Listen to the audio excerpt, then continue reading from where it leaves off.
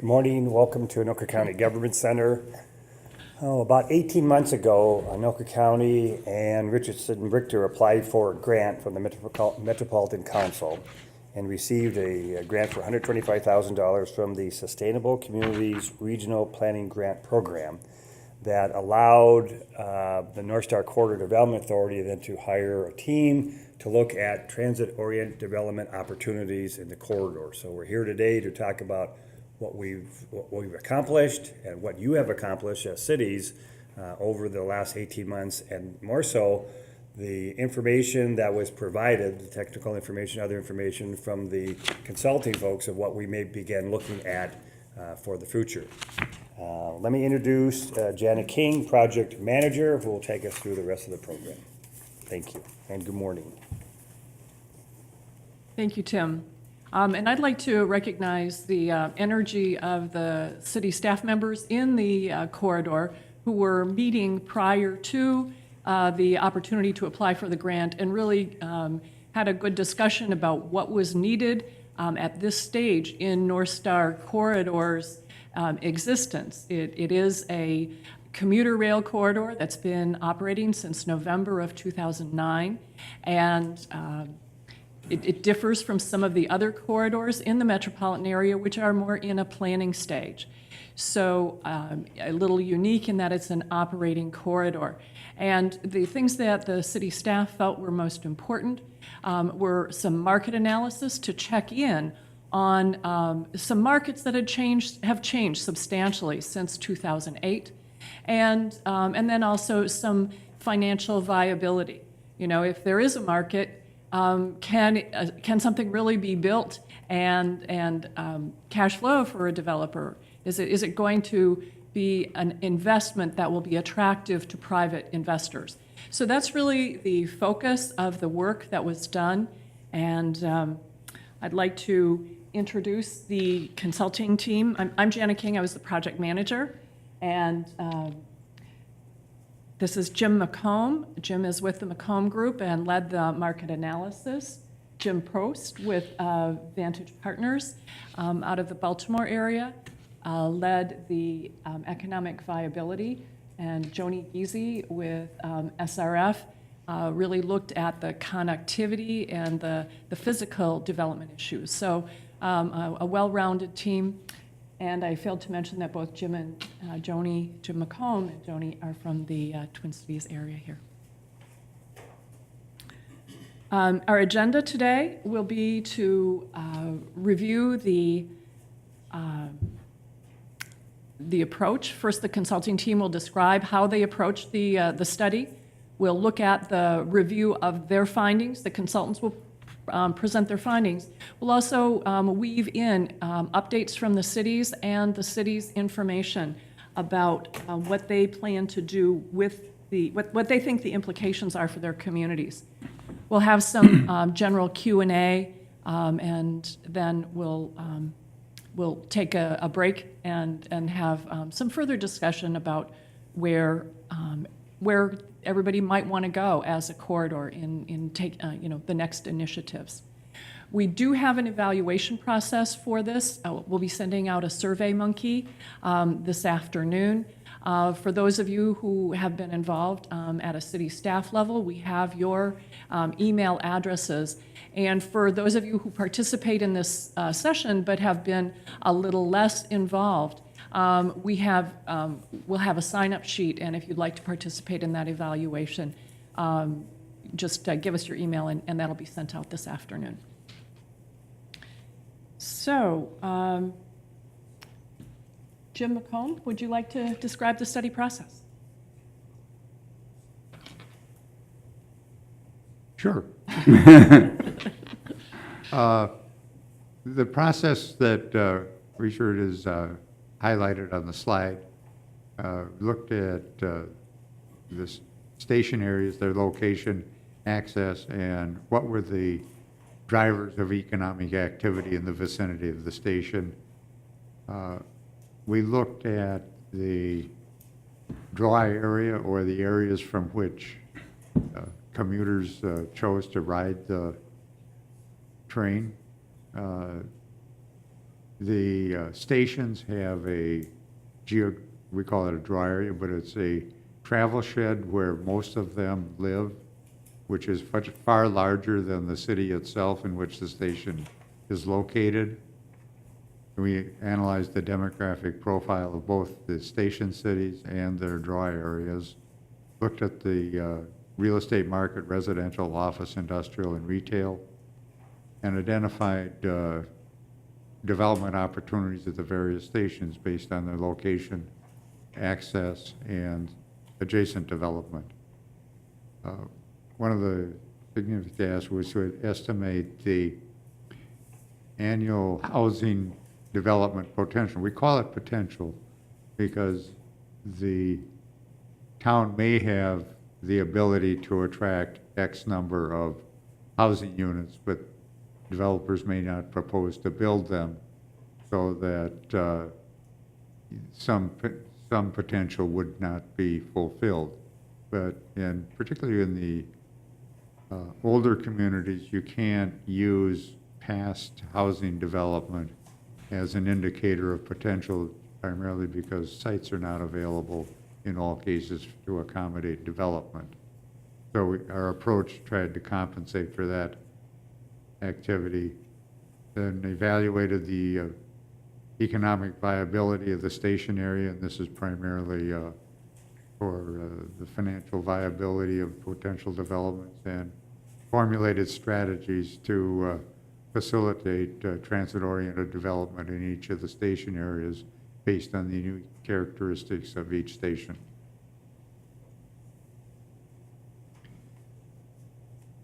The overview of the market. One of the key things about commuter rail as opposed to light rail, and I think we observed in some of the planning work confusion between how commuter rail works compared to light rail or other types of transit.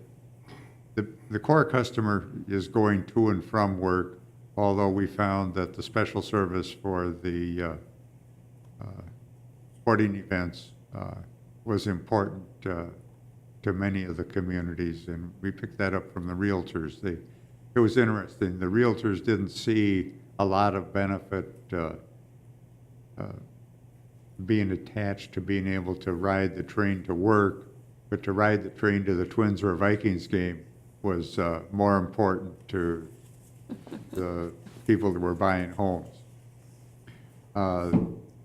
The ridership alone is not sufficient to support retail development, but as we looked at the draw areas, the train does bring people to town on a regular basis that may not be there in the ordinary course of their activity, and there's the opportunity to make purchases or to observe the businesses that are in the community, and the businesses can benefit from that in the future. The residential development supports commuter rail. There's not a significant potential for reverse commute. There is some occurring, but because there's only one train each way during the evening and rush hour, it's more difficult to stimulate that business.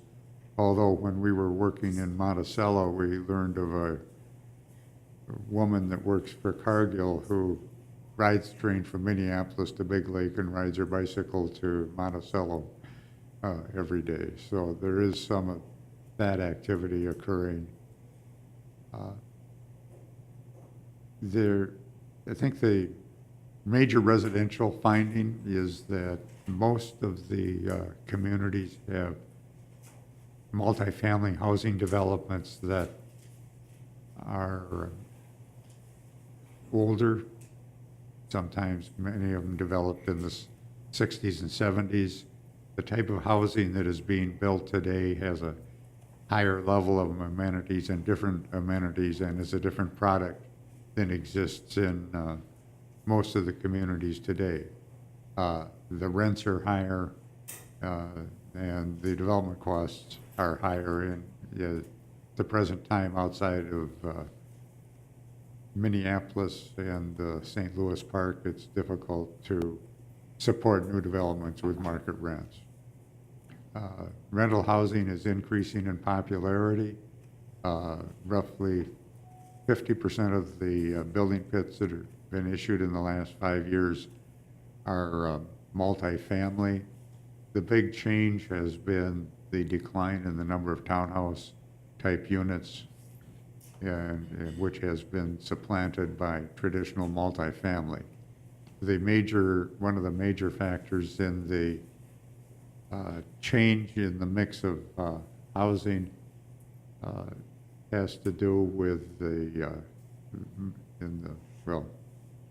in the early 2000s, most of the multifamily was condominium. Condominium is not a popular housing choice at the moment due to pricing, but more importantly, many developers are shying away from multifamily for sale product because there are a couple of law firms that have been approaching condominium associations and exploring whether they have building defects and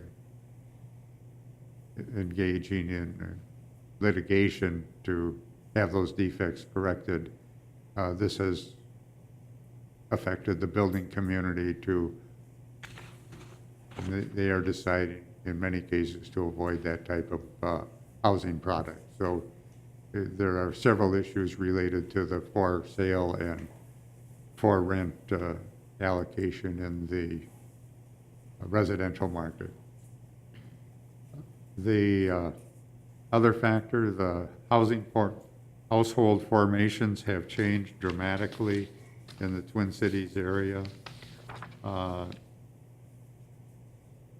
In the 1980 to 1990, household formation was roughly over 15,000 units per year, or families. 1990 to 2000, up to 14,600 families per year. 2000 to 2010, the decline was to 9,600 households per year on average for that period of time. And we anticipate going forward that there will be somewhere in the neighborhood of 13 to 14,000 households created per year. That's the potential, because we've had deferred households and a decline in household formation. Many of this is represented by children and families that graduate from high school or college, can't find a job and move back home. We've all heard about the boomers. This latter group is called the boomerangs. They leave home and come back. I was explaining that to one of my clients, and he said, "Oh, that must be my 3 kids that moved back home." And when we aren't sure when this change in household formation is going to occur, but there could be a situation where you'll have an abnormal period of exceedingly more higher growth rate in household formation, which will drive housing demand. And lastly, while all the publicity is on what's happening in Minneapolis with apartment development, I can assure you not everybody wants to live in Minneapolis. And what Minneapolis is doing is a subset of what's happening in the metropolitan area. And overall, what we're seeing is that at the current time, about 50% of the building permits being issued are for single-family homes, the other 50% for multifamily. So there's still a market for single-family homes, and there's a market for multifamily product in other areas than Minneapolis. So I think that the future through the corridor is bright. Jim Prost. Okay, as the other Jim said, you have to be Jim if you're an economist. You can have a market success but a financial failure, and the ability to effectuate or to make sure that that market demand, that market potential happens, depends on whether a developer is able or is willing to do that. And it's a series of complex interrelationships. And basically what you're talking about is there is a cost. It's going to cost so much to construct, to buy the land, to pay the impact fees, to improve the land, to finance it, and to have that product. So as you see, there's a cost. And unrelated to the cost is the economic value. And the economic value is a function of the rent, how much rental income I can get. And we are looking, based on the market's evaluations that Jim McComb did, of basically multifamily rental and some mixed-use rental and some townhouse rental, which is a function of market preference. And then how the developer finances it, or how he views the risk and rewards, determines, based on the rents, the cost of operating, the net income, what I'm expecting return to be, both to myself as the developer and my investors, be that a financial institution or a real estate investment trust or what have you. That determines the economic value. And sometimes the economic value is more than the cost, and sometimes it is not as much as the cost. That means there's a gap. And then the real element is what the public sector activities might be able to do in order to change that equation, to make a financially viable project. Is that some type of assistance in terms of infrastructure? Is that investments? Is that financing assistance? There are various things that the public sector can do if they want to, or if they are legislatively allowed to, that can help change the equation and create an economically viable project. And what we did, next slide, is based on Jim's work, look at the economic viability of three very prototypical development types. And these are kind of modular in the sense that we're talking about roughly a 2 or 2+ acre development that would be phased in over time. And in one case, it would be a 48-unit apartment project, which essentially would be 3 levels of apartments built over parking.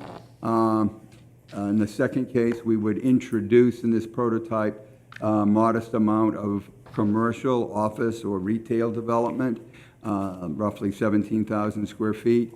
And the third prototype we looked at was just straight townhouse developments that would have built-in garages.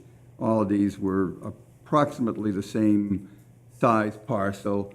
And what is the financial viability of those projects? So we ran typically what a developer would do, next slide, a financial analysis, and they don't work. As a developer, based on what I perceive the costs are going to be, what I perceive the rents are going to be, and how much I am willing to invest, I'm not going to do this project. The rents that we have kind of plugged in on average for an apartment are about $1,200 to $1,300 a month. It's more than their existing units, but it's a lot less than new units that are in the Hiawatha corridor and the warehouse district, and you'd really have to have rents that were about 50% higher, other things being equal, before I would be willing to invest. The townhouse gap is somewhat less. I don't have to build structured parking. It's less costly to develop. We did make assumptions on land costs, so land cost per unit is a little more. Land cost per acre is less because the density is less. But rather than what we determine a market of $2,100 to $2,200 a month, you'd have to be $2,700 a month. Alternatively, I can't put it all on the demand side or on the revenue side. I could look at what would happen if I kind of balanced a reduction in costs with an increase in rents. And if I increased my rents by 25% and I reduced my costs by 17 to 22%, voila, I have a financially viable project. The townhouse, that gap was much less. We were about 13% below, so a combination of a 13% increase in rents and a 13% cost reduction would make a financially viable project. And then the question which we're really discussing mostly today is what could the public sector conceivably do to help change this equation, to help make this a financially viable situation? And what we looked at, broad strategies, and they can be much more detailed, is land cost write-downs. If the land is owned by the public sector, or if it's owned by the local jurisdiction or the rail authority, perhaps there would be an opportunity to reduce the cost of land. There might be an opportunity, given the classification of the assessment and tax rates, to have partial tax abatement. There are impact fees that could potentially be reduced or deferred that would reduce the development costs. There's an opportunity to cost share between the public and private sector, be that a roadway or be that helping to build structured parking, what have you, cost sharing. And an interesting item, I guess, is something called transit advantaged rents. As an academic, I can punch the numbers, and I can tell you that if I decided to live at a rail station on the Northstar line and sold my second car, and one of the persons in the household then took the commuter rail to work every day, I would save $850 a month. That's a substantial savings, and if all that went to rent, it magically works. But not everybody commutes to downtown, not everybody sells their second car. There is an opportunity to enhance the rents and market enhanced transit advantage rents, but it's not 100% capture of that. And then finally, we're increasing the riders. That has direct revenue implications to the transit operator, and there may be an opportunity to take all or a portion of that induced ridership revenues, because the trains have the capacity. If I get on the train, it's not going to cost the operator marginally anything additional, so that's 100% additional revenue. A portion of that could be utilized to help finance these projects conceivably. And then how do you reduce risk or do financial enhancements? One of the key factors in here is somewhat of a pioneer in developing in this area, and it's going to cost me more to raise my capital. I'm going to expect a higher return. And if you can reduce that risk or help me finance my project, it's going to make it much more viable. And there are a whole slew of other potential policies and strategies that the public sector might get involved in order to help create a more financially viable project. Now, on this chart, which is probably hard to read and complicated, what we're trying to say here is, if I gave away the land and the land was free, I have a gap. And how do I solve that funding gap? Well, if I gave away the land, I've only solved 15 to 20% of that funding gap.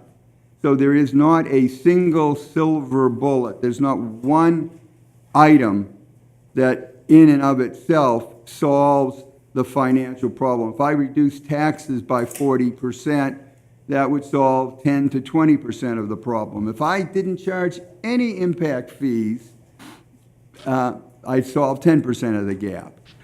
If I shared in 10% of the development costs, that could be significant. So we're trying to get the relative impact of the various tools in terms of helping to finance the project or making a financially viable project. And I think the tools that seem to be more important are somehow reducing development costs in general, enhancing the rent, and perhaps getting creative in reducing risk or providing funding assistance. Those are the elements that would help finance or address this gap, and a combination of these elements can address the gap, but there's not a single silver bullet that does that. Thank you, Jim. And now what we'll switch to is review community by community. And we'll start with Fridley, which is the station area closest to downtown Minneapolis, and work our way out to Big Lake. And I'll just do a quick overview perspective on the kind of information that's available to each community. So there's a market analysis that's available to each city, and that's about 80 pages of lots of detail. This is the kind of document that a developer is likely, or a developer and a banker are likely to want to look into, so they can really look at the assumptions about the market and some of those sorts of things. The information that Jim Prost just reviewed on economic viability is available in a technical paper. All of these will be distributed electronically to all the communities. And then there'll be an executive summary, which is about a 9-page document for each community. And that provides an overview of the market, the economic viability, and some potential implementation strategies that make sense for each of the communities. This 9-page document is something probably that is an introductory document for a good one for policymakers, a good one for a first discussion with a developer, and then if somebody wants to go into greater depth, they've got the detailed backup from the other documents.